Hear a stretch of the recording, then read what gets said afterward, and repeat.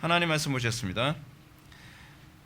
하나님 말씀은 요한복음 19장 하나님 말씀은 요한복음 19장 16절부터 19절까지의 말씀, 신약성경 제 성경으로는 181페이지입니다. 신약성경 181페이지 요한복음 19장 16절부터 19절까지의 말씀 찾으셨으면 제가 봉독하겠습니다. 이에 예수를 십자가에 못 박도록 그들에게 넘겨주니라. 그들이 예수를 맡음에 예수께서 자기의 십자가를 지시고 해골 히브리 말로 골고다라는 곳에 나가시니 그들이 거기서 예수를 십자가에 못 박을새 다른 두 사람도 그와 함께 좌우편에 못 박으니 예수는 가운데 있더라. 빌라도가 패를 써서 십자가 위에 붙이니 나사렛 예수 유대인의 왕이라 기록되었더라. 아멘. 이 시간은 사도신경 8번째 강의가 되겠습니다. 성작계에 대한 신앙 고백 4번째입니다. 본디오 빌라도에게 고난을 받으사 십자가에 못 박혀 죽으시고 라고 하는 부분을 살펴보도록 하겠습니다. 우리가 이제 사도신경을 계속적으로 우리가 살펴보고 있습니다. 사도신경을 살펴보면서 우리가 사도신경에서 발견하게 되는 아주 중요한 핵심이 있습니다. 그것은 신앙의 골격이 무엇인가 하는 것입니다. 상당수의 사람들이 성경을 읽고 그리고 교리적인 지식을 또는 지식을 어떤 신학적인 지식을 많이 알고 있다고 합니다. 근데 문제는 뭐냐면 여러분들이 신앙적인 부분에 있어서 골격을 잃어버리고 삶만으로 신앙생활을 하는 것이 별로 바람직하지 않다는 겁니다. 여러분들이 그 골격을 잃어버리게 되면 여러분들은 아는 것 같은데 또는 여러분들이 신앙생활을 하고 있는 것 같은데 문제는 신앙의 어떤 기본적인 어떤 모습이 나타나지 않는다는 것입니다. 사도신경은 그런 차원에서 우리에게 신앙의 골격이 무엇인가를 얘기해 주고자 합니다. 그래서 우리가 지난 시간에 예수님의 동정녀 마리아 탄생에 관한 부분에서 살펴봤는데요. 흥미로운 점이 예수님이 동정녀 마리아에게서 나시고 하고 난 이 다음에 예수님께서 그 사도신경은 예수님의 생애에 대해서는 언급하지 않고 곧바로 예수님의 죽으심, 순환과 죽으심에 관한 부분을 언급하고 있습니다. 골격이라는 겁니다. 이 골격이 이 폼에서 벗어났을 경우에 우리 신앙에 치명상을 입을 수 있다는 것입니다. 많은 사람들이 나름대로 신앙을 많이 알고 있다고 하는데 삼위일체론을 몰라요. 나름대로 신앙생활을 잘하고 있다고 하는데 예수 그리스도의 두번성 1인격에 관한 부분을 모릅니다. 그럼 나름대로 신앙생활을 하지만 그건 말 그대로 나름대로 신앙생활을 하는 겁니다. 하나님을 안다 하는데 사실은 알고 있지 않은 것입니다. 많은 사람들이 안다고 하는데 문제는 그들의 삶 속에서 그리스도를 아는 향기가 드러나지 않는 경우가 상당히 많이 있죠. 여러분들이 중요한 것이 뭐냐면 내가 얼마나 많은 정보를 알고 있고 내가 얼마나 많은 일을 하고 있느냐가 아닙니다. 많은 사람들이 마태복음 7장에서 얘기하는 것은 내가 주의 이름으로 귀신도 쫓고 능력도 하고 병도 고친다라고 얘기를 하는데 문제는 예수님께서 내가 너를 모른다라고 얘기할 수 있다는 사실입니다. 여러분들이 삶의 매 순간마다 그리스도께서 나를 안다고 하시는가? 나는 정말로 그리스도를 알고 있는가에 관한 분명한 검증 없이 여러분들 하나님의 심판대 앞에 선다는 것은 매우 불안정하고 매우 두려운 얘기일 수 있습니다. 여러분들 이 땅을 살아가면서 매 순간순간마다 점검해야만 합니다. 청교도들 신학에 있어서 가장 중요한 핵심 중에 하나는 뭐냐면 자기점검교리죠. 날마다 자기 자신의 신앙이 바르게 가고 있는지 내가 바른 궤도성에 있는지를 점검하는 것은 굉장히 중요합니다. 여러분들 어떻습니까? 제가 운전하면서도 제가 내비게이션을 저의 그 운전하는 목자는 내비게이션입니다. 제가 워낙 길눈이 어둡다 보니까 저는 내비게이션 없이는 어디 운전을 못해요. 그래서 제가 항상 내비게이션을 통해서 내가 제대로 가고 있는가를 계속 확인합니다. 계속 확인해요. 아는 길이라도 확인해요. 근데 여러분 이 신앙이라고 하는 것은 일종의 길이잖아요. 근데 그 길에서 잘못 벗어나게 되면 비슷한 길이라고 해서 목적지에 도달하는 것이 아닙니다. 올바른 길을 가게 됐을 때 목적지에 도달하게 되는 것이죠. 우리에 있어서의 신중함이 뭐냐면 존 버넌이 철로 역정에서 얘기하는 그 말처럼 나는 과연 정확하게 그 길을 걸어가고 있는가에 관해서 날마다 점검해 볼 필요성이 있습니다. 근데 그러려면 겸손해야 됩니다. 그러려면 매 순간순간마다 내가 그 길을 가고 있다는 것에 대해서 성경이 또는 설교자가 끊임없이 지적할 때에 우리는 겸손히 그 부분을 받아들이고 우리의 삶의 방향에 수정이 필요합니다. 수정하지 못하면 죽는 겁니다. 그래서 여러분 기독교 신앙이 들어간 나라들의 특징이 뭐냐면 굉장히 정확하고요. 그리고 치밀하고 그리고 엄격합니다. 왜냐하면 그렇게 해야만 항상 정확한 길을 갈 수 있기 때문에 그렇습니다. 우리가 오늘 사도신경에서 본디오 빌라도에게 고난을 받으사라고 하는 부분을 이제 살펴보게 됩니다. 여기서 우리가 이제 사도신경에서 우리가 고민하게 되는 것이 뭐냐면 왜 본디오 빌라도에게 고난을 받았다라고 우리는 고백해야 되는가라고 하는 부분에 관해서 상당수의 많은 사람들이 의문을 갖습니다. 아니, 예수님이 본디오 빌라도에게 고난 받으신 게 아니잖아요. 실제로요. 유대인들에게, 유대인 종교 지도자들에게 모함당하고, 그리고 그것 때문에 어쩔 수 없이 휘둘려서 본디오 빌라도를 통해서 사실은 고난을 받은 것 아닌가요? 그리고 십자가에 못 박혀 돌아가신 것이죠. 근데 사도신경은 본디오 빌라도에게 고난을 받아 십자가에 못 박혀 돌아가셨다라고 하는 부분에 대한 고백을 우리들에게 요구합니다. 이 고백을 안 해도 된다는 얘기가 아닙니다. 이 고백은 반드시 해야만 합니다. 사도신경에 관해서 제가 다시 한번 여러분들한테 높아심으로 제가 말씀드리다고 한다면 사도신경은 전반적으로 우리가 고백해야 되는 가장 큰 범주로서의 아웃라인을 제시합니다. 이 범주조차도 벗어나야 되면 그건 이단이고, 이 범주조차도 벗어나야 되면 그건 바른 신앙이라고 할 수 없습니다. 그런데 여기서 우리를 난감하게 만드는 것이 무엇이냐면 왜 본디오 빌라도에게 고난을 받았다라고 하는 것을 우리들에게 고백하라고 요구하느냐 하는 것입니다. 상당수 사람들이 이 부분에 관해서 고민합니다. 실제로 본디오 빌라도는 예수님이 십자가에 못 박혀 돌아가시지 않도록, 예수님이 순환당하지 않도록 상당히 많은 애를 썼던 사람입니다. 빌라도는 이렇게 얘기합니다. 나는 그에게서 아무런 죄도 찾지 못하였노라. 이것이 빌라도가 했던 얘기입니다. 예수님을 풀어주기 위해서 갖은 노력을 다했습니다. 물론 어찌됐든 결국 예수님께서 십자가 못 박혀 죽도록 만든 것 또한 사실은 피할 수 없는 일이죠. 여러분, 우리의 삶 속에서 우리가 매 순간마다 두려워해야 될 것이 그겁니다. 우리는 우리가 뜻하는 것과 관계없이 우리는 죄를 지을 수 있게 됩니다. 그러나 우리는 그 죄에 대한 책임을 사실은 질 수밖에 없습니다. 여러분들이 매 순간순간마다 내가 죄를 짓지 않을 수 있다고 생각하지 마십시오. 성경이 우리들에게 끊임없이 얘기하는 것이 하나님의 주권에 관한 교리입니다. 여러분들이 탁월해서 죄 안 짓는 거 아닙니다. 여러분들이 똑똑해서 여러분들이 죄 안 짓는 거 아닙니다. 은혜입니다. 은혜입니다. 우리는 매 순간순간마다 여호와를 경외하는 법을 배워야만 합니다. 매 순간순간마다 내 뜻과 내 의지의 연약함과 불안정함을 여러분들 동의하고 인정해야만 합니다. 그런 사람만 그리스도를 의지하고, 그런 사람만이 정말 예수 믿음, 그리스도와 동행함이라고 하는 것에 대한 의미를 제대로 이해합니다.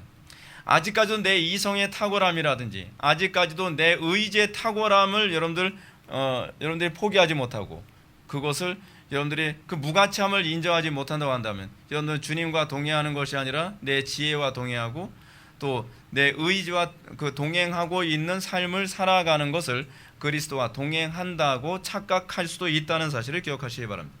이런 사람들의 특징이 무엇이냐면, 뒤에서 다시 한번 얘기하겠지만 기도다운 기도를 할 줄 모릅니다. 기도의 모든 것을 올인 하는 법을 모릅니다. 글쎄요, 저는 제가 여러분들 기도하는 모습 보면 대충 감이 옵니다. 근데 어떤 사람은 정말 내가 기도하지 않으면 난 이 일을 할 수 없습니다. 기도하지 않으면 나는 정말 이 길을 갈 수 없습니다라고 하는 절박감 때문에 기도하는 사람과, 그냥 기도는 의무니까 그냥 하는 것이고 그래도 내가 주의 일을 하면 되는 거지 라는 식으로 살아가는 사람, 저는 너무 잘 보여서 제가 시험에 들 때가 되게 많습니다. 제가 기도하는 모습을 여러분들이 자주 보시겠지만 제가 기도를 굉장히 몸부림치면서 하는 이유가 있습니다. 요즘에 제가 오십견 증상 때문에 제가 막 몸부림치면서 하는 걸 제가 잘 못하고 그냥 체력에 달리다 보니까 침묵 기도를 할 때가 굉장히 많이 있는데, 제가 그렇게 기도하는 이유가 뭐냐면 저는 기도하지 않으면 아무것도 할 수 없기 때문에 그렇습니다. 그래서 저는 굉장히 절박해요. 저는요. 제가 저에게서 믿을 수 있는 것이 아무것도 없기 때문에, 제가 기도하지 않으면 죄에서 자유로울 수 없고, 제가 기도하지 않으면 저는 결코 아무것도 제 힘으로 할 수 없다는 것에 대해서 전 동의하기 때문에 정말 절실하게 매달립니다. 빌라도가 정말 주님을 의지해야 될 필요성을 우리가 보면서, 어느 누구도 이 빌라도처럼 죄를 짓지 않는다고 하면 누가 장담할 수 있겠습니까?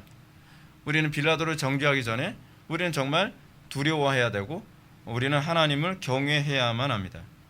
자, 근데 어쨌든 본디오 빌라도가 자기 의지와 관계없이 죄를 졌다는 부분에 관해서 우리는 먼저 고민하고 염두에 두어야만 합니다. 우리는 이 부분에서 빌라도가 정말 불명예스럽게 이 땅에서 주님이 오시는 그날까지 우리는 이 고백을 전 세계적으로 그리스도인들이 모일 때마다 하게 된다는 것에 대해서 우리는 굉장히 고민을 많이 하게 됩니다. 가룟 유다의 이름이 오르내리는 것이 아니라 본디오 빌라도의 이름이 그 매번 예배를 할 때마다 그의 이름이 거론됩니다. 끔찍한 일입니다. 두려운 일입니다. 근데 우리는 여기에 의문을 갖습니다. 왜 우리는 이 모든 책임을 본디오 빌라도에게 책임을 지우는가? 이 부분에 대해서 우리는 질문을 던지게 됩니다. 질문을 그리고 던져야 마땅합니다. 그럼 우리 먼저 예수님께서 본디오 빌라도에게 고난을 받으셨다는 말이 주는 의미가 무엇인지 한번 좀 봅시다. 예수님의 순환과 죽으심이 역사적 실제 공간에서 일어났다는 것에 대한 고백을 우리들에게 요구하고 있다는 사실입니다. 여러분, 우리가 신앙생활에서 굉장히 중요한 부분이 이것입니다. 여러분들은 성경이 지어낸 얘기가 아니라는 것을 여러분들은 믿는다라고 고백을 해야만 합니다. 여러분들이 성경을 읽기 때문에 여러분들이 신자라고 생각하면 곤란합니다. 왜냐하면 오늘날 상당수의 신학교에서 그리고 상당수의 목회자들이 신학교에서 그렇게 배웁니다. 어떻게 해요? 성경은 지어낸 설화라고요. 구전된 거라고요. 그래서 성경은 교훈을 위해서 기록된 거라고 그렇게 생각을 하는 사람들이 많습니다. 여러분들 제임스 패커라고 한, 제가 이제 창세기 강의하면서 서론에서도 그런 얘기를 했지만, 제임스 패커 같은 사람은 개혁파 노선의 그 입장이 있다고 하는데도 불구하고 그에게 있어서 창세기 1장과 2장과 3장은 실제 역사적 사건이 아니라 출애굽 세대들에게 어떤 교훈을 주기 위해서 모세가 지어낸 일종의 상징적인 얘기다라고 그렇게 가르치고 있습니다. 그건 제가 문서를 통해서 직접 확인한 겁니다. 이건 굉장히 심각한 문제입니다. 오늘날 상당수의 신학교에서 많은 교수들이 신학생들을 그렇게 양육하고, 그래서 상당수의 리버럴한 교단들은 신학교를 졸업할 때쯤 되면 신학생들이 성경이 그냥 지어낸 얘기, 동화 같은 얘기 또는 구전된 얘기, 뭐 그렇게 이해를 합니다. 여러분들 왜 마태, 마가, 누가, 요한 이 네 개의 복음에서요, 복음서 중에서 왜 마가복음이 가장 첫 번째로 기록됐다라고 신학자들이 얘기하는지 아십니까? 실제로는 그렇지 않습니다. 마가복음이 제일 첫 번째 기록된 게 아니에요. 우린 그렇게 믿지 않습니다. 우리 보수적인 입장에서는요. 그렇게 보는 이유가 무엇이냐면 가장 최초 문서이기 때문에 그렇다고 보는 거예요. 그러니까 마가복음이 최초 문서고요. 거기에 뻥이 자꾸 합쳐져서 나중에 두께가 좀 더 두꺼워지고 글씨 양이 많아졌다고 보는 것이 신학자들의 황당한 진술입니다. 그 소위 리버럴한 자유주의 신학자들이 보는 관점이에요. 근데 우리 보수적인 입장에서 봤을 때에 이 네 개 복음서 중에서 가장 첫 번째 기록된 것을 우리는 마태복음이라고 그렇게 봅니다. 근데 이런 관점들이 자꾸 나오게 되어진 이유가 무엇이냐면 성경의 역사성을 많은 신학자들과 목회자들이 믿지 않기 때문에 그렇습니다. 실제로 여러분들이 예전에 다녔던 수많은 교회들 중에서요, 그러니까 성경의 역사성을 믿지 않고 가르치시는 분들은 상당히 많았습니다. 실제로 칼 바르트 같은 경우에도 성경의 역사성을 믿지 않습니다. 칼 바르트는 그렇게 얘기합니다. 성경이 실제 역사였던 역사가 아니었던 것은 중요한 것이 아니다. 중요한 것은 그 사건이, 그 본문이 우리에게 어떤 교훈을 준다는 사실이다. 그래서 그 교훈 때문에 우리는 성경을 읽는 것이지, 성경이 그 말도 안 되는 무리를 걷는다든지 오병이어의 기적이 일어난다고 하는 그런 부분을 믿기 때문은 아니다 라고 생각을 합니다. 그것이 오늘날 종교 통합이 일어나게 만드는 상당수의 원인을 제공했습니다. 그런데 흥미로운 사실은 무엇이냐면 19세기 때 고등비평을 통해서 성경이 인간이 지어낸 얘기다 라고 하는 것을 입증하려고 하는 수많은 자유주의 신학자들이 있었는데요, 한 번도 성공한 적이 없습니다. 기독교 2000년 역사상 성경의 역사성을 부정하는 데 있어서 성공했던 기록은 없습니다. 그래서 19세기 고등비평, 즉 성경이 인간이 지어낸 얘기다라고 하는, 또는 성경은 그냥 동화책에 불과하다라고 했던 그런 주장은 100년도 못 가서 다 사그러들고 말았습니다. 100년이 뭡니까? 50년도 못 갔죠. 그러면 우리는 먼저 우리는 이 부분에서 예수님이 세속적 역사가들의 기록에서 입증할 수 있을 정도로 분명히 존재했던 분이라는 사실에 관해서 성경이 그 부분까지도 우리의 신앙의 고백으로 요구하고 있다는 것을 우리는 좀 살펴보아야 될 필요성이 있습니다. 실제로 여러분, 본디오 빌라도가 통치하던 이 시대가 굉장히 흥미롭습니다. 빌라도가 통치하던 시대가 유다에서는 헤롯 왕이 그 통치하던 때였거든요. 근데 문제는 뭐냐면 헤롯 왕이 유대인들을 통치하는 데서 상당히 좀 무능했던 왕이었습니다. 그래서 유대인들이 별로 좋아하지 않았거든요. 그래서 유대인들의 잦은 반란이 원인이 돼서 어쩔 수 없이 로마의 총독이 직접 와서 유대를 통치할 수밖에 없는 그런 상황이 돼버리고 말았습니다. 그러다 보니까 이제 AD 26년부터 AD 36년에 유대를 통치하는 총독이 한 명이 오게 되는데 그 사람의 이름이 본디오 빌라도입니다. 그 사람이 이 기간 동안에 통치를 하면서 애석하게도 예수님의 등장을 눈으로 보기도 하고요. 그리고 예수님을 십자가에 못 박는 일을 할 수밖에 없었습니다. 여러분들 그 소위 빌라도의 고백이라는 책을 읽어보신 분이 있을지 모르겠습니다. 그 빌라도가 실제로 예수님을 만난 것을 자기가 글로 썼어요. 그것은 이제 연극도 많이 했었죠. 기독교 쪽에서요. 빌라도의 고백이라는 그 문서에서도 빌라도가 진짜 예수님을 만났던 것을 언급하고 있습니다. 그래서 빌라도라고 하는 실제 역사적 인물 속에서 인물이 예수님을 만났고 빌라도의 그 판결을 통해서 예수님이 십자가에 못 박혀 돌아가셨다는 것을 우리가 고백함으로써 예수님이 동화 속의 인물이 아니라 또는 인간이 지어낸 허구의 인물이 아니라 실제로 역사 속에 존재하셨던 하나님이 인간이 되셨던 사건이라는 것을 우리들에게 고백하도록 요구하고 있다는 사실입니다. 실제로 여러분 누가복음에 보게 되면은 누가복음 1장에서 이 예수님의 사건이 실제 역사적 사건이었다라고 하는 것을 누가라고 하는 의사가 역사적 서술 방식으로 그렇게 기록하고 있는 것을 볼 수 있죠. 누가복음 3장이네요. 3장 1절부터 2절에 보게 되면 이렇게 표현하고 있습니다. 디베로 가이사가 위에 있은 지 16해 곧 본디오 빌라도가 유대 총독으로 헤롯이 갈릴리의 분봉왕으로 그 동생 빌립이 이두레와 드라고니 지방의 분봉왕으로 루시아나가 아빌레네의 분봉왕으로 안나스와 가야바가 대제사장으로 있을 때에 하나님의 말씀이 빈들에서 사가랴의 아들 요한에게 임한지라 라고 이렇게 언급하고 있습니다. 근데 여러분 이걸요 좀 더 이해하기 쉽게 이거 현대어로 여기 제가 번역을 해서 제가 읽어드리면 더 굉장히 와닿습니다. 이렇게 번역이 되어 있어요. 티베리우스 시저 황제가 있은 지 15년째 되던 해. 연도가 명확하죠. 그렇죠?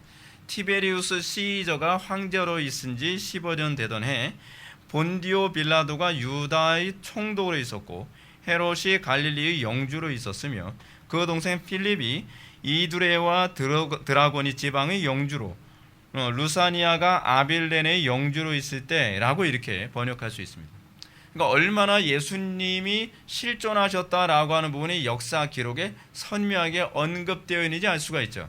근데 여러분 제가 여기서 한 가지 주의사항을 먼저 말씀드릴게요.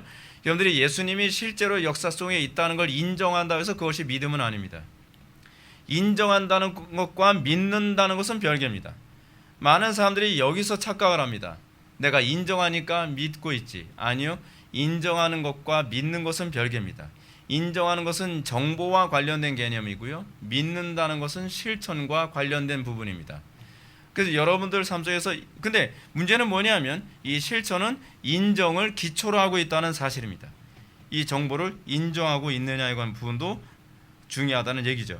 여기서 한 가지 중요한 사실을 발견해야 됩니다. 사도신경에서 예수님이 본디오 빌라도에게 권한을 받으셨다라고 고백하는 걸 요구하는 것이 빌라도의 책임을 각인시키는 데 있지 않다는 사실입니다. 우리가 여기서 이 부분을 조심해야만 합니다.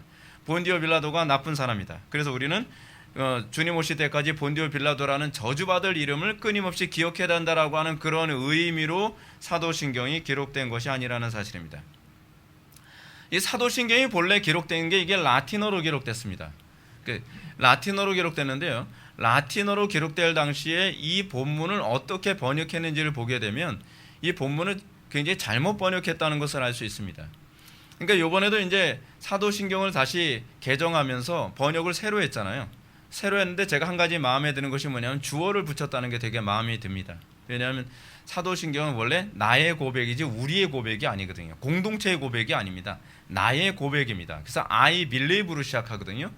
그래서 이번에 새로 번역되어진 사도신경은 나는 믿습니다라는 방식으로 계속적으로 이 패턴이 갑니다. 아주 적절하죠. 근데 이제 근데 문제가 무엇이냐면 이런 것들은 괜찮은데 이 사도신경을 고백하면서 두 가지 아주 중요한 부분에 대해서 여전히 개선이 되지 않았다는 사실입니다. 첫 번째는 오늘 우리가 살펴보게 되는 부분이고요. 두 번째는 무엇이냐면 음부 강합니다. 예수님께서 지옥에 내려가셨다. 그거 빠지면 안 됩니다. 이 고백이 빠지는 건 굉장히 치명적인 문제가 되거든요. 그래서 우리가 사도신경을 살펴볼 때 이제 그 부분을 제가 다시 한번 언급하게 될 겁니다. 근데 오늘 우리가 살펴본 데 있어서 본디오 빌라도에게 고난을 받아라고 하는 이 부분이 라틴어로는 어떻게 되냐면 수부 그래서 폰티우스 필라투스라고 이렇게 돼 있어요. 그러니까 수부가 아니라 수부 맞죠? 영어 스페링으로는 SUB로 돼 있거든요. 그러니까 라틴어로 발음했을 때 수부라고 발음을 합니다. 그 수부 다음에 사람 이름 하게 되면 누구의 통치 아래서 또는 누구의 치하에 또는 누가 다스리던 때에라고 이렇게 번역이 될 수 있습니다. 그러면 이제 정확하게 번역을 한다고 하면 본디오 빌라도의 통치하에 또는 본디오 빌라도의 치하에서라고 이렇게 번역을 해야 되죠. 실제로 로마 가톨릭에서는 이 부분, 이 사도신경을 번역할 때 이 부분을 제대로 번역을 했습니다. 그래서 가톨릭 고백서를 보면 가톨릭에서 사도신경을 이렇게 번역을 했습니다. 본디오 빌라도 통치 아래서라고 이렇게 번역을 했습니다. 정확하게 잘 번역한 겁니다. 그리고 음부 강화도 그대로 올려놓고 있습니다. 물론 본디오 빌라도에게 라고 하는 이 표현 안에는 좀 모호하지만 이 표현 속에는 본디오 빌라도의 통치 아래서라는 의미를 내포할 수 있습니다. 그러나 굳이 우리가 이것을 표현할 수 있음에도 불구하고 오해를 살 수 있을 만한, 그리고 실제로 오해하고 있는 이런 표현을 사용해 가면서 어미를 이렇게 굳이 표현할 필요는 없는 거죠. 이건 굉장히 무책임하게 번역한 거로 저는 그렇게 생각을 합니다.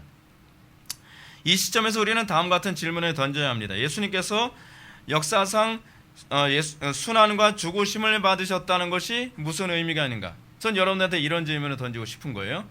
여러분들의 삶과 무슨 의미가 있는가라는 것입니다. 제가 항상 관심을 갖는 것이 그겁니다. 제가 신앙생활하면서 제가 항상 교리를 공부할 때 항상 관심이 그거였어요. 삼위일체론을 공부합니다. 그거 좋습니다.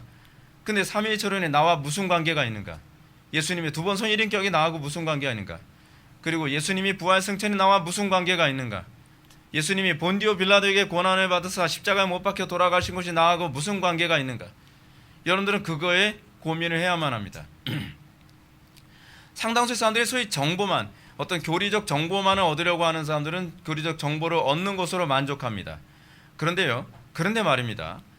교회 안에 상당수의 정말 신앙에 대해서 고민하는 사람들은 그것보다 어디에 관심을 두냐 하면, 그러면 이것이 나의 일상의 삶과 무슨 관계가 있습니까? 라고 질문을 던지는 사람들이 많다는 사실입니다. 저는 제가 개혁파 신학을 공부하면서 제가 관심을 가졌던 것은 교리적 체계가 아니라 그 체계의 의미였습니다. 그것이 나에게 어떤 의미가 있는가? 나의 삶에 어떤 메시지를 던지고 있는가? 나보고 어떻게 살라고 하는 것인가? 어떻게 해야 내가 더 거룩하게 살 수 있고, 어떻게 해야 내가 더 바르게 살 수 있고, 어떻게 해야 내가 그리스도와 정말 동행하는 삶을 살 수 있는가? 여러분들이 이거에 관심이 없다고 한다면 여러분들이 오늘 이 설교를 듣는 것도 여러분들에게 아무 유익이 되지 않을 것입니다. 상당수의 많은 사람들이 좋은 설교를 찾아다닙니다. 그런데 문제는 뭐냐면 그 설교가 여러분들의 삶 가운데 아무런 유익이 되지 않는 경우가 많다는 사실입니다. 무엇 때문에 그럴까요? 여러분들은 그 교리를 통해서 내가 어떻게 살아야 될 것인가에 관한 그 실존적인 문제에 대한 치명적인 고민 없이 설교를 듣기 때문에 그렇습니다. 허접한 설교에 진전머리가 났다. 이제는 난 좋은 정보, 더 풍성한 정보, 좀 더 퀄리티 있는 정보를 듣고 싶어서 나는 설교를 듣는다 했을 때는 이 어떤 설교도 여러분들에게 아무런 유익이 되지 않을 것입니다. 그리고 여러분들이 그런 태도로 설교를 듣는 것에 관해서 저는 분명하게 말씀드리고 싶습니다. 자, 우리는 과연 이 신앙 고백이 과연 우리에게 어떤 의미가 있을까요? 성경은 우리들에게 이렇게 얘기합니다. 왜 우리는 역사성에 대해서 관심이 있는가? 그럼 이것은 그 역사가 오늘날에도 다시 일어날 수 있다는 것을 얘기하기 때문에 그렇습니다. 여러분, 알라딘의 마술 램프에서 램프를 비벼서 지니가 나온다고 하는 것, 우리는 그걸 소설이고 동화고 그리고 사람이 지어낸 얘기라고 생각합니다. 지어낸 얘기라고 했을 때는 항상 우리는 무엇을 염두에 두냐 하면 현실성이 없다는 얘기로 인식을 하죠. 근데 많은 사람들이 현실과 동화를 자꾸 혼돈을 겪는 경향이 있습니다. 굉장히 심각한 문제입니다. 근데 더 심각한 문제가 뭐냐면 현실과 현실을 혼돈하는 사람이 있다는 거예요. 성경은 현실입니다. 성경은 역사입니다. 그것이 역사적 기록이라는 얘기는 무슨 얘기냐면 그것이 과거의 사건으로 덮인 것으로 끝나는 것이 아니라 지금도 우리의 삶에 동일하게 나타날 수 있다는 것을 우리들에게 암시하고 있는 것입니다. 예수님이 십자가 못 박혀 돌아가시고 예수님이 순환을 당하셨다. 그것은 과거의 어떤 사건으로 우리가 끝나야 될 문제가 아닙니다. 사도신경이 본디오 빌라도에게 고난을 받으사 십자가 못 박혀 죽으시고 라고 하는 이 고백은 오늘날 그리스도를 믿는 성도들의 삶에서도 동일한 열매가 나타나야 될 것을 얘기하는 것입니다. 우리는 왜 구약과 신약의 역사성을 그토록 중요시 여깁니까? 우리는 믿습니다. 우리는 구약에서 일어났던 일이 오늘날에도 동일하게 일어날 수 있을 거라고 믿습니다. 그러면 여러분들이 이런 질문을 던집니다. 그러면 왜 과거에 있었던 그 기사와 이적이 오늘날 일어나는 것에 관해서 목사님은 별로 긍정적으로 보지 않나요? 저는 긍정적으로 보지도 않고 부정적으로 보지도 않습니다. 하나님이 전능하시기 때문에 과거의 그 기적적인 일이 오늘날에도 저는 일어날 수 있다고 봅니다. 그런데 중요한 것은 이겁니다. 여러분, 복음서에서 예수님의 기사와 이적은 우리도 동일하게 따라하라고 주신 얘기가 아닙니다. 예수님의 그 기사와 이적 사건은 복음의 탁월성을 우리의 두 눈으로 보도록 하기 위한 일종의 교육적으로 예수님이 행하신 겁니다. 물론 오늘날에도 우리는 예수님처럼 귀신을 쫓는 일이 일어납니다. 오늘날에도 예수님처럼 우리는 병 고치는 일이 가능하고요. 오늘날 주님께서 원하신다면 오늘날에도 우리는 무리를 걷는 일이 생길 수도 있겠죠. 왜냐하면 하나님이 전능하시니까. 근데 예수님이 무리를 걸으신 이유는 그런 의미가 아니라는 게 문제입니다. 예수님이 무리를 걸으셨다는 것은 예수님이 하나님이시라는 것을 우리들에게 알리고자 하시는 메시지였고, 예수님이 오병이어의 기적을 일으킨 것은 우리도 오병이어의 기적을 일으켜야 된다는 얘기가 아니라 예수님이 바로 모세와 같은 선지자라고 하는 것을 보여주기 위한 것이었으며, 그리고 예수님께서 그 귀신 들린 자를 돼지떼에 집어넣어서 몰살시킨 사건은 오늘날 우리도 그렇게 해야 된다는 얘기가 아니라 예수님이 바로 모세처럼 소위 홍해 바다에 수많은 애굽인들을 진멸시켰던 그 모세가 예언했던 그 나와 같은 선지자, 모세와 같은 선지자가 바로 나다라고 예수님께서 말씀하시고자 하는 방식이었습니다. 그런 관점에서 기사와 이적을 바라보아야 되는 것이죠. 본질은 이거예요. 우리는 예수님의 그 거룩함에 참여하느냐에 관한 문제입니다. 우리는 마지막 아담이신 예수님의 그 모습에 연합한 삶을 살아가느냐, 그것이 궁극적으로 본디오 빌라도에게 고난을 받으사 소위 예수님의 존재의 역사성에 관한 믿음이 우리들에게 주는 메시지라는 것이죠. 그래서 사도 바울은 이렇게 얘기합니다. 무릇 그리스도 예수와 합하여 세례를 받은 우리는 그의 죽으심과 합하여 세례를 받은 줄 알지 못하느냐. 그러므로 우리가 그의 죽으심과 합하여 세례를 받음으로 그와 함께 장사 지내었느니라. 예수님만 돌아가신 것이 아닙니다. 예수님만 순환당한 것이 아닙니다. 우리가 그와 함께 연합되었다면 우리도 그의 순환과 그의 죽음에 장사된다는 얘기입니다. 여러분들이 언제 어떻게 구원을 받았습니까? 여러분들의 옛 사람이 십자가에 못 박혀 죽음으로 여러분들은 구원을 받은 것입니다. 아, 맞아요. 그건 동의예요. 아니요. 전 여러분들에게 동의를 요구하는 것이 아니라 여러분들 속에서 그 일이 일어났느냐고 제가 말씀드리는 것입니다. 여러분들이 구원받을 때 여러분들의 교만함이 죽었습니다. 아니, 죽이셨습니다.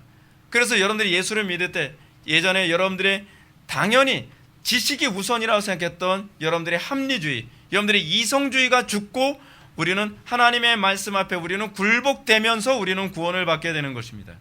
믿음으로 구원을 받았다는 것은 동의로 구원을 받았다는 얘기가 아니라 여러분들이 그리스도의 그 말씀 앞에 내가 굴복되고 거기에 내가 복종됨으로 구원을 받았다는 얘기입니다.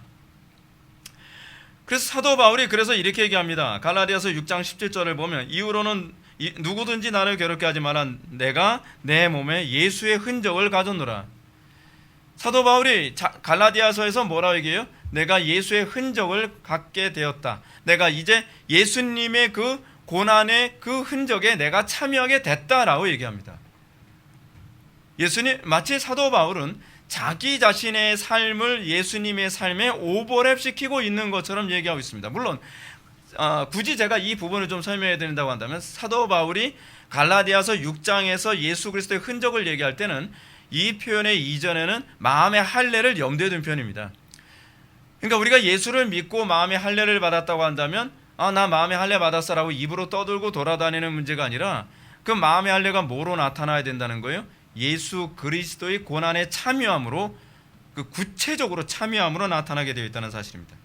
이걸 이제 신학적으로 뭐라 하냐면 그리스도와의 신비적 연합이라고 얘기합니다. 우리는 그리스도와 신비적으로 연합했습니다. 그래서 우리가 예수 그리스도의 믿음과 동시에 우리는 예수 그리스도와 운명 공동체에 참여하게 되었습니다.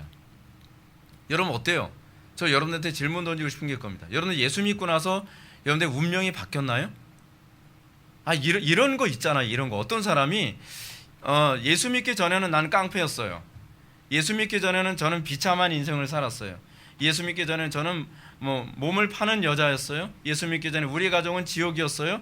근데 여러분들 예수 믿고 나서 여러분들의 운명이 바뀌었냔 말이에요. 사실 운명이라는 단어가 신학적인 올바른 표현이 아니라는 걸 제가 알지만 여러분들이 이해할 수 있는 언어로 제가 말씀드리고 싶단 말이에요. 여러분들이 예수를 믿고 난 다음에 여러분들의 인생이 지긋지긋하게 계속적으로 반복되어지는 내 인생의 라이프 스타일이 예수를 믿고 난 다음에 변했냔 말이에요. 지금 그 얘기를 하고 있는 거예요. 사도 바울은 예수를 믿고 난 이전과 이후의 삶이 완전히 다른 인생이 돼버리고 말았습니다. 근데 그게 사도 바울에게만 제한적인 얘기가 아니라니까요. 우리가 예수를 믿고 난 다음에 우리는 그 그리스도의 인생에 우리가 참여하여 예수 믿기 이전과 이후의 다른 인생을 살게 되는 거죠. 삭개오가 예수 믿기 전에는 남을 파괴하고 모든 사람들에게 조롱거리가 되는 그런 암 같은 그런 인생을 살았지만 그가 예수를 믿고 난 그 이후의 인생은 완전 다른 인생이 되었다는 거죠. 여러분 그걸 간증이라고 얘기하잖아요. 과거 우리나라 초대교회는 예수를 믿은 사람들에게는 그 간증이 있었어요. 근데 오늘날 한국교회 교회는 예수를 믿고 난 다음에 종교밖에 바뀐 게 없어요. 아무것도 달라진 게 없단 말이에요. 그러면서 예수 믿는다는 거예요. 근데 그거 예수 믿는 거 아니거든요, 여러분. 여러분들 착각하면 안 되는 게 그거예요. 예수를 믿고 나면요, 그 다음서부터는 인생의 방식이 달라져요. 그래서 제가 오늘 낮 예배 때 제가 이런 말씀을 했습니다. 여러분 역사를 뭐라 그러죠? 히스토리라고 하죠, 영어로요. 히스토리. 히스토리가 뭐예요? 그의 이야기. His story라고 얘기하잖아요. 근데 히스토리가 우리는 사실은 my story가 돼야 된다는 거예요. 그의 이야기가 나의 스토리가 돼서 나의 스토리는 그의 이야기로 승화되는 것이 그것이 예수 믿음이에요. 그래서 인류의 역사는요, 정치가들의 역사가 아니라, 그렇지 않으면 천재들의 역사가 아니라 그의 역사예요. 교회의 역사이고 예수 믿는 사람들의 삶의 역사란 말이에요. 우리는 그걸 잘 이해를 못하죠. 그래서 예수를 믿는 사람들에 있어서 인류의 역사는 끊임없이 바뀌었어요. 우리가 예수를 믿고 나서 그게 달라진 것이 있느냐, 제가 여러분한테 그걸 질문을 던지고 싶은 것이죠. 우리가 예수를 믿고 나면 예수님의 순환과 죽으심이 피상적으로 옛날 얘기처럼 이해되지 않습니다. 우리가 예수를 믿고 나면 나도 모르는 사이, 그래 나도 그 고난에 참여하고 있어. 아 그렇구나. 이것이 그리스도의 고난에 참여한 사람의 모습이구나. 왜 예수 믿고 나만 이렇게 인생을 고달프게 사나? 내가 왜 예수 믿고 난 이후부터는 왜 이토록 내가 옛날에 어떤 싸움이 생기고 왜 어떤 그런 손해를 받으며 살 수밖에 없는가? 그게 정상인 거예요. 그게 없으면 가짜라니까요. 그걸 사도 바울이 뭐라고 얘기한다고요? 하나님을 아는 지식, 소위 그리스도의 흔적이 내 몸에 있다라는 것에 관해서 얘기하고 있는 것이죠. 이제는 더 이상 남의 얘기가 아니에요. 이제 그리스도의 이야기가 이제는 내 이야기가 되는 거죠. 마이 스토리가 되는 거예요. 마이 스토리. 이것을 요즘엔 사람들 어떻게 얘기합니까? 예수님 얘기하는데 남 얘기하듯이 돼요. 예수님이 십자가 못 박혀 돌아가셨대. 근데 나는 아니지. 왜 아니야? 이렇게 얘기하죠. 예수님이 고난을 받으셨으니까 난 이제 고난 안 받고, 예수님이 채찍질을 받으셨으니까 나는 이제 치료받는 것이고, 예수님이 이제 가난하게 사셨으니까 난 부자로 살아야 되는 거 아닌가? 누가 그 얘기하죠? 부흥 강사들이 맨날 그 얘기해서 선동하죠. 그거 새빨간 거짓말이에요. 성경에 그렇게 얘기하질 않아요. 성경에서요. 이걸 성경을 잘 모르면 그냥 가만히 있어야 되는데 성경을 이상하게 적용을 해가지고 성도들을, 그렇지, 예수님이 가난하셨으니까 난 부자로 살아야지, 예수님이 그 고난당하셨으니까 나는 이제 치료받아야지. 부분적으로는 맞는 얘기죠. 한쪽 구절만 가지고서. 원래 이단이 그렇게 하잖아요. 근데 베드로는 뭐라고 얘기합니까? 이를 위하여 너희가 부르심을 받았나니 그리스도를 위하여 고난을 받으사, 너희를 위하여 고난을 받으사 너희에게 본을 끼쳐 그 자취를 따라오게 하려 하셨느니라. 예수님이 왜 우리를 부르시고 왜 우리를 구원하셨다고요? 그의 고난에 참여하게 하기 위해서, 그와 같이 살도록 하기 위해 그의 고난과 그의 외로움과 그의 눈물에 참여하고 그것을 통하여서 이 땅에 하나님의 통치를 구현하는 것. 그죠? 우리는 그거 위해서 구원받은 거예요. 예수 믿었다고 하는데도 여전히 목이 뻣뻣하고, 예수 믿었다고 하는데도 여전히 안 믿는 사람들하고 아무런 구별됨이 없고, 예수 믿었다고 하는데도 불구하고 돈독이 올라서 그렇게 살아가는 인간을 무슨 예수 믿는 사람이라고 얘기할 수 있냔 말이라는 거죠. 예수를 믿음에 대한 중요한 모습이 뭐냐면 예수님의 삶의 그 향기가 어느 순간부터 나에게서 흘러나오기 시작했다는 거예요. 내가 이렇게 해서 흘러나오는 향기가 아니라 예수를 믿고 나니까 내 내면에서 그리스도를 아는 향기가 나오게 됐다는 거예요. 이렇게 봐야 나올 것은 암내밖에 없어요, 여러분. 예수님께서도 공생의 기간에 무리를 향해서 가르친 내용이 무엇입니까? 아무든지 나를 따라오려거든 자기를 부인하고 날마다 제 십자가를 지고 나를 따를 것이니라. 그렇죠? 여러분들이 예수를 믿으면 어떻게 돼요? 자기를 부인하고 예수님을 따라야죠. 예수님의 그 고난에 참여함이 없는데 도대체 뭘 믿는다라고 그거를 입증하냐 말이에요. 정보 쌓으려고 교회 다니지 마세요, 제발. 좋은 정보만 하나 들으려고 이 교회 저 교회 찾아다니지도 말고 인터넷 뒤지지도 마세요. 중요한 건 내가 하나의 한 말씀을 여러분들 알아도 내가 그 나의 삶에 녹여내겠다라고 하는 이 태도가 중요한 겁니다. 녹여내는 거 쉽지 않습니다. 하나님의 말씀을 내 삶에 녹여내려면 내가 녹아야 됩니다. 내가 죽어야만 합니다.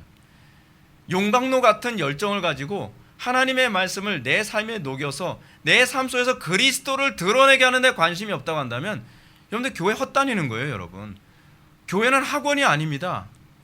그렇다고 해서 교회는 수련장이 아니에요. 교회는 뭐예요? 그리스도와 동행함에 대한 비밀을 우리들에게 알려주고, 그리고 그 비밀을 아는 사람들의 모임이 그게 바로 교회라는 것이죠. 그래서 사도들은 예수님의 역사적 순환과 죽으심에 구체적으로 참여하게 된 것을 참된 신앙의 표지라고 얘기하는 거예요. 내가 예수 믿는 거 뭐로 알아요? 나에게서 그리스도의 삶이 나오게 된 거예요. 그래서 여러분, 안디옥 교회의 특징이 무엇입니까? 그리스도인이라고 하는 이름을 처음 받게 되어진 사람들이잖아요, 안디옥 교회가. 근데 그 사람들이 교회에 모이기 때문에 그리스도인이라는 소리를 들은 게 아니에요. 꼭 그리스도를 닮은 삶을 살아가니까 그것 때문에 사람들이 저거는 그리스도인들이야 라고 얘기한 거예요. 마치 그것을 구약에서도 이런 식으로 얘기했잖아요. 환생같이요, 환생.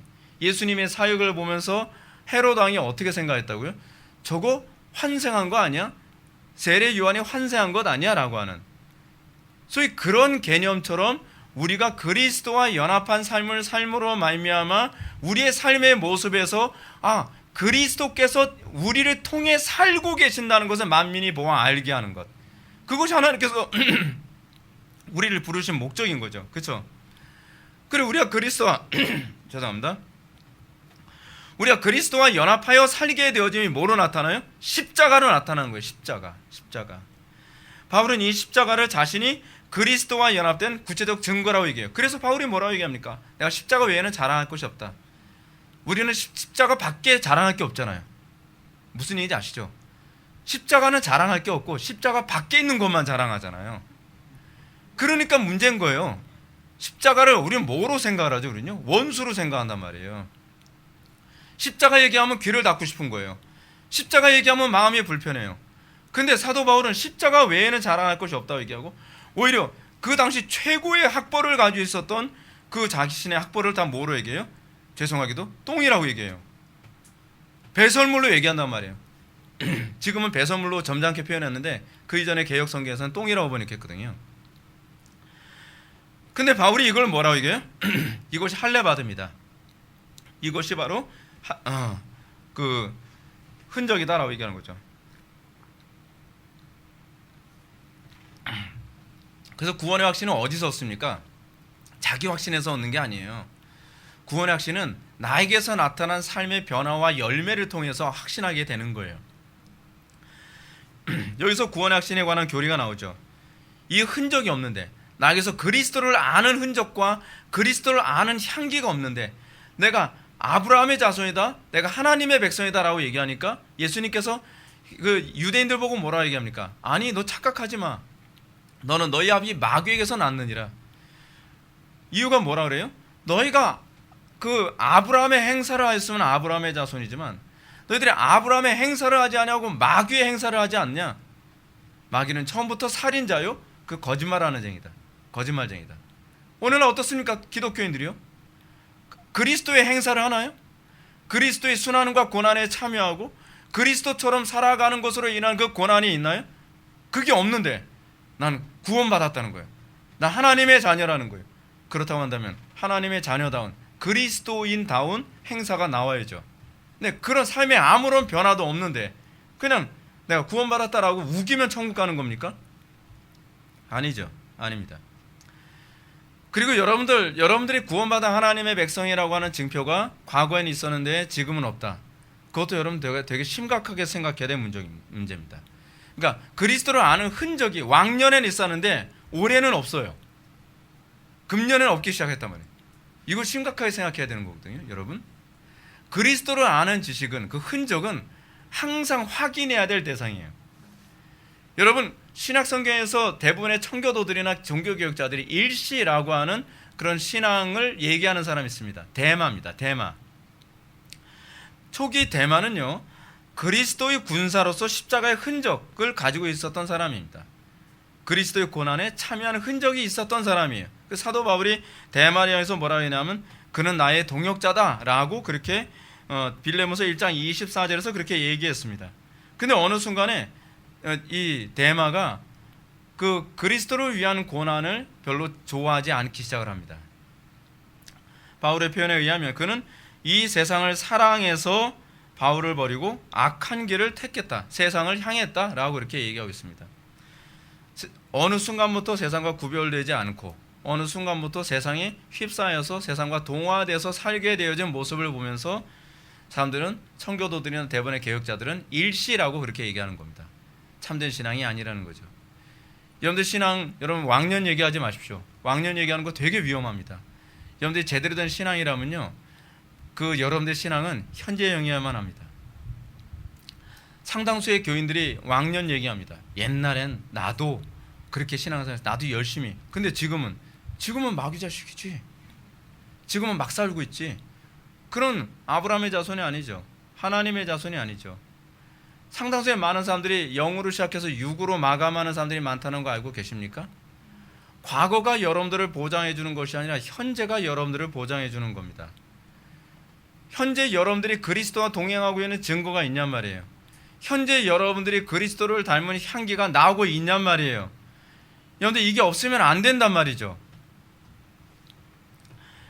사도 바울이 얘기하는 이 대마와 같은 사람들을 청교도들은 뭐라고 얘기하냐면 히브리서 6장의 말씀을 통해서 얘기합니다. 한 번 비춤을 얻고 하늘의 은사를 맛보고 성령에 참여한 바 됐다가 주님을 떠난 그 가짜 신앙이라고 얘기하고 있습니다. 일시 신앙이라고 얘기하는 거죠. 때문에 우리가 예수님이 본디오 빌라도의 통치 아래서 고난을 받으셨다고 고백하는 것은 그리스도를 믿는 믿음이 결코 피상적이어서는 안 된다. 여러분들의 삶의 역사 속에 실질적으로 구체적으로 주님을 아는 증거가 나와야 된다는 것이죠. 근데 그 주님을 아는 증거가 언제 나오는 거예요? 위기 때죠. 고난의 때죠. 어려움의 때죠. 난관의 때죠. 상당수의 사람들이 제가 목회하는 거에 대해서 부담스러워하는 게 그겁니다. 평안할 때야 뭐 여러분들 신앙생활 이렇게 하셔야 됩니다. 예, 기도생활 쉬지 말아야 됩니다. 그럼요. 헌금 충실해야만 합니다. 11조 절대로 떼먹으면 안 돼요. 아멘이죠. 근데 정작 하기 어려울 때 부담스러워. 그러면 나보고 하는 소리 같아. 아니, 누구 보고 하는 소리는 아닌데 나보고 하는 소리 같아. 그러면 맞아요. 그건요. 예. 왜냐하면 성령께서 그 사람 마음을 찌르는 거니까요. 그러면 여러분 어떻게 해야 돼요? 회개해야죠. 근데 회개를 안 해요. 그냥 나보고 하는 소리 같대요. 아니, 나보고 하는 소리 웃기는 게 이겁니다. 마음 편할 때는 저 사람 보고 하는 소리 같아 통쾌해야 돼요. 박수 치면서. 그렇지. 근데 저 사람 왜 안 듣고 졸고 있어? 그런 거예요. 아유, 이번 기회에 우리 남편이 들어야 되는데 이럴 때 꼭 졸고 있더라. 본인이 들어야 될 얘기인 거예요. 본인이. 근데 본인이 들어야 될 얘기를 딱 들었을 때 나보고 하는 소리 같다는 거예요. 아니, 왜 남편은 그거 안 듣는다고 속상해하고 왜 자기가 들을 때는 왜 시험에 들어요? 예수님이 뭐라고 하셨죠? 나로 인하여 시험에 들지 않은 자가 복이 있도다. 나 목사님 때문에 시험 들어서 교회 떠나요. 아니, 저 때문에 시험 들었으면요 복이 없는 거예요, 여러분. 어떤 것이 올바른 신앙이냐 하면 하나님의 말씀 앞에 어떤 상황과 관계없이 굴복되는 게 신앙인 거예요. 신앙이 있느냐 없느냐는 평안할 때 알 수 있는 것이 아니라 위기 때 알 수 있는 거예요. 요즘 같은 코로나 시대야말로 여러분들 신앙의 현주소가 어디 있는지를 드러낼 수 있는 아주 좋은 시기죠. 저는 할렐루야예요, 정말. 그렇지, 이때 여러분들의 신앙의 현주소가 어디 있는지 실제로 볼 수 있지. 고난이 없으면 누구는 이렇게 신앙생활 못해요. 그렇잖아요. 여러분 돈 많은데 뭐 누구는 11조 못하냐 말이에요. 여유 있을 때 여러분 신앙생활 왜 못해요? 건강할 때 신앙생활 왜 못해요? 다 어쩔 때 진짜 신앙인 거예요. 고난의 때, 건강이 안 좋을 때, 그리고 가난할 때, 헐벗고 굶주렸을 때, 그리고 누군가가 예수 믿는다고 핍박하는 그때에, 내가 예수 믿는다고 손해보는 그때에, 그때 진짠지 가짠지가 그 실체가 드러나는 것 아니겠습니까? 그렇지 않아요? 여러분 리트머스 시험지 여러분 그 용에게 집어넣기 전엔 다 똑같아요. 근데 리트머스 시험지를 용에게 집어넣었을 때 이게 산소인지 알칼리성인지 참믿음인지 거짓믿음인지 그때 드러나는 거거든요. 고난은 여러분들이 산소인지 알칼리성인지 드러내는 용액과 같아요. 여러분들 이럴 때 내 믿음이 어디 있는가 그 실체를 드러내죠. 내 믿음이 돈을 내가 더 의지했는가, 명예를 더 의지했는가, 환경을 더 의지했는가, 인간관계를 더 의지했는가, 그 정체를 드러내라는 거죠. 정체를요. 때문에 예수님이 본디오 빌라도의 통치 아래서 고난을 받으셨다고 고백하는 것은 그리스도를 믿는 믿음이 결코 피상적이지 않고 그리스도를 믿는 믿음이 정말 지금 현재 나의 삶 가운데 실제로 나타나야만 한다고 하는 것에 대한 당위성을 우리들에게 얘기하고 있는 거죠. 내가 그리스도와 구체적으로 연합한 증거가 있습니까? 있냔 말이에요. 좀 부담스러운 얘기. 누구죠? 사드락메사 아벳느고 풀무불 속에 들어감으로써 구체적으로 그 믿음을 드러냈죠. 그렇죠? 여러분들 손해를 보면서 그리스도로 인해서 손해를 보면서 그리스도 때문에 여러분들이 고난을 당하면서 그리스도를 믿음으로 말미암아 여러분들이 억울하게 고통을 당하면서 그러면서 구체적으로 내가 그리스도와 연합하고 있다는 것을 알 수 있는 거죠. 믿음이 있음을 알 수 있는 것이죠. 때문에 예수를 믿고 성령을 받은 사람들은 그리스도를 닮을 수밖에 없습니다. 그리스도를 닮아야만 하는 게 아닙니다, 여러분. 여러분들이 부모를 닮는 게 나 닮아야지 해가지고 막 그렇게 해서 닮은 거 아니잖아요. 그렇잖아요. 그냥 닮은 거잖아요. 안 닮고 싶어서 안 닮고 그런 게 아니잖아요. 여러분 우리가 예수를 믿으면 닮아요. 우리가 예수를 믿고 나서 우리에게 달라지는 게 뭐예요? 닮아가는 거죠. 닮아감. 근데 그게 닮아감이 없다는 것이 문제인 거예요. 때문에 바울은 이렇게 얘기합니다. 무릇 그리스도 예수와 합하여 세례를 받은 우리는 그의 죽으심과 합하여 세례를 받은 줄 알지 못하느냐. 이것을 알지 못한다면 어떤 사람이에요? 여러분들 아직 하나님을 모르는 거죠. 로버트 할데인이 참 설교자와 거짓 설교자의 특징을 다음같이 언급했습니다. 이렇게 언급했어요. 종교적인 많은 사람은 논쟁을 무서워하여 진리를 진술하되 반대되는 오류를 주장하는 사람들을 언급하지 않고 진술하기를 원한다. 그들이 평가에 있어서 논쟁과 악한 정신이 같은 차원에서 속한 것으로 간주된다. 그릇된 것을 격렬하게 반대하는 것은 그리스도인이 온유를 거스르는 것으로 생각하고 있다는 것이다. 이 견해를 취하는 사람들은 신약 성경의 매 지면마다에서 예수님이 끊임없이 역사 속에서 논쟁에서 벗어나지 못하고 있다는 것을 알지 못하는 것이다. 상당수의 많은 설교자들이 어떻습니까? 우리 설교자는 온유해야 돼. 그래서 죄를 지적하면 안 되고, 그리고 다른 잘못된 설교에 관해서 얘기해서는 안 되고, 그냥 사람들한테 부드럽게 그리고 진리를 진술만 하면 돼.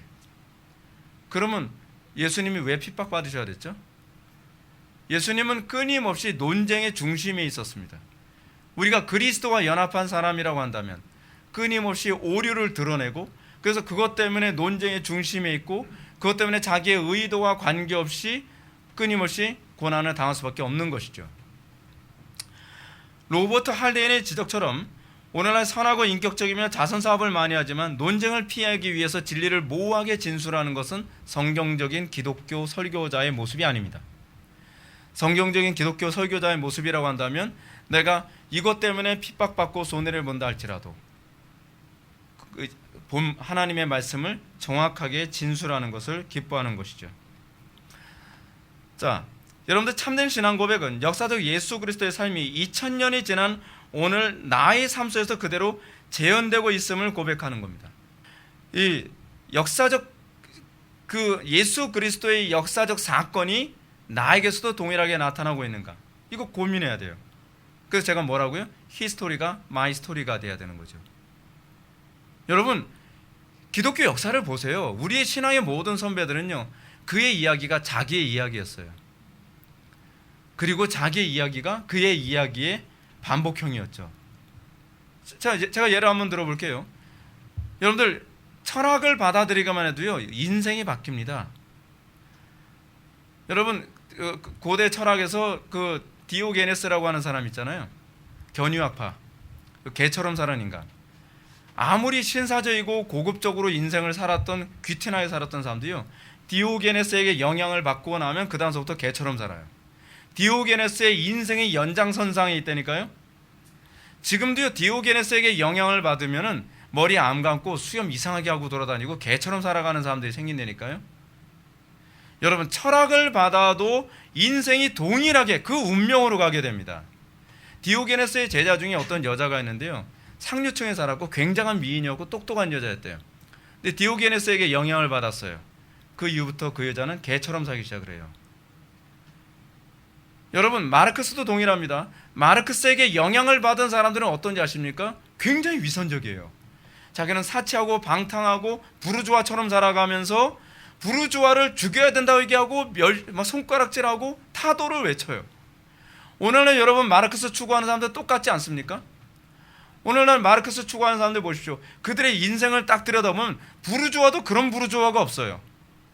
근데 자기는 마치 프로레타리아인 것처럼 생각하면서, 그리고 자기를 굉장히 미화시키면서 다른 사람을 부르주아라고 손가락질하죠. 어쩌면 그 철학을 받아들이면 인생을 똑같이 살아가나요? 복사판처럼 살아가요. 복사판처럼이요. 근데 여러분들 예수를 믿었다고 하면서 여러분들이 예수 그리스도의 복사판처럼 살아가지 않아도 된다고 여러분들 합리화하겠습니까? 정당하지 않아요. 거의 정당성이 없어요. 철학이 들어와도 그렇게 되는데, 예수를 믿고 성령을 받았다고 하면서 여러분들의 인생에 그리스도와, 그러니까 어떤 사람이 이러잖아요. 제가 유사 그리스도인 얘기하는데, 유사하지도 않은 사람이 저는 유사 그리스도인인가 봐요. 그러면 제가 아우, 미안한데 넌 유사하지도 않아.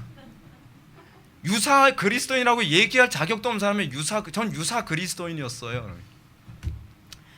유사한 사람이 얘기하면 제가 좀 동의가 되는데, 여러분, 그런 사람들이 많다니까요. 한국 교인들은요, 이 매튜 미디의 유사 그리스도인을 주기도 미안해요. 그냥 전혀 유사하지 않거든요. 근데 유사하지 않은데 자기가 유사 그리스도인인 줄조차도 몰라요. 자, 여전히 예수 믿고 있대요. 여러분, 성경 우리들에게 뭐라고 얘기하나요? 내가 거룩하니 너희도 거룩하라. 내가 구별됐으니 너희도 구별되라, 그 얘기거든요. 전혀 구별되지 않아요. 우리가 예수를 믿고 났다면 우리에게 그게 나타나야 되죠. 이제 우리는 예수님께 이런 삶이 나올 수밖에 없었던 원인 한 가지만 살펴보고 오늘 말씀 마치고자 합니다. 여러분, 예수님이 이렇게 인생을 살아갈 수밖에 없게 되어진 중요한 원동력이 있습니다. 거기에는 기도가 있습니다. 예수님께서 겟세마네에서 어떻게 기도하셨는지 기억나십니까? 마태복음 26장 39절 보면 예수님이 이렇게 기도하십니다.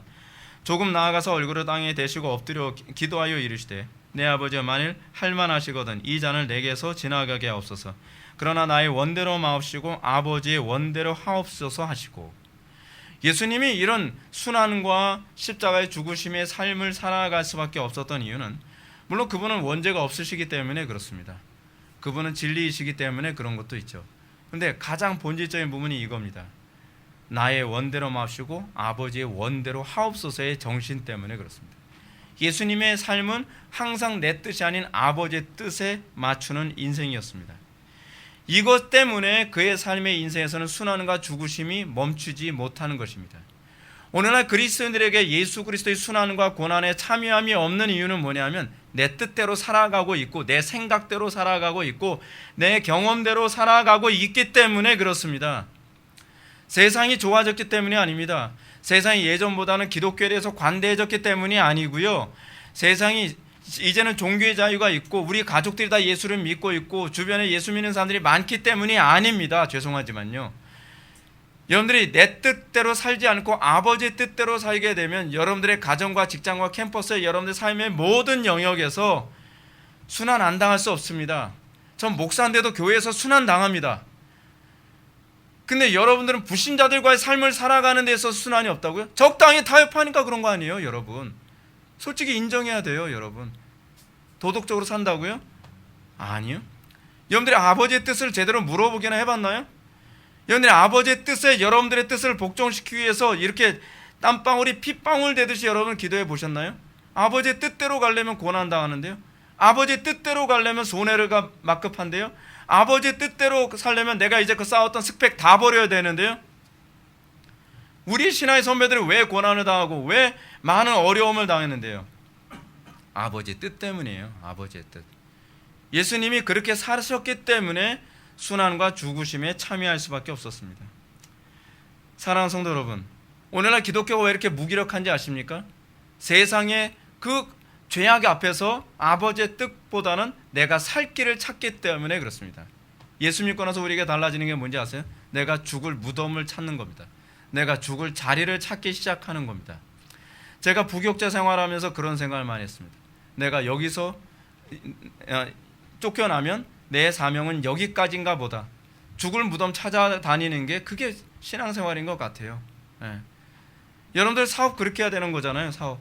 내가 하나님 말씀대로 사업하다가 사업 망하면 내 사명은 여기까지인가 보다. 리빙스턴이 한 말입니다. 리빙스턴이 뭐라고 얘기했다고요? 사명자는 사명이 끝날 때까지는 죽지 않는다. 저는 제가 목회하면서 그 정신 가지고 살았어요. 내가 목회가 아무리 안 돼도 나는 성경대로 목회하겠다. 아버지의 뜻대로 목회해보겠다. 그러다 목회 망하면 내 사명 여기까지인가 보지. 뭐 이민 가라 그러면 뭐 이민 가는 거고요. 뭐 다른 지역 가서 목회하라 그러면 그게 아버지의 뜻인가 보다 그러는 거죠. 그렇게 살아야 십자가가 보이기 시작하고 그렇게 살아야 세상을 이기는 힘이 무엇인지 알아요. 세상이 감당할 수 없는 그 믿음이 무엇인지를 세상 사람들이 알죠. 세상을 이기면 이것이 너의 믿음이라. 그 믿음이 뭐죠? 살고자 하는 자는 죽을 것이요 죽고자 하는 자는 살리라는 그 스피릿 아닌가요? 그랬을 때 세상이 감당할 수 없는 거죠. 이순신 장군도 그렇게 살았더니 그 왜군이 300 그 척을 가지고서 덤벼도 못 이기잖아요.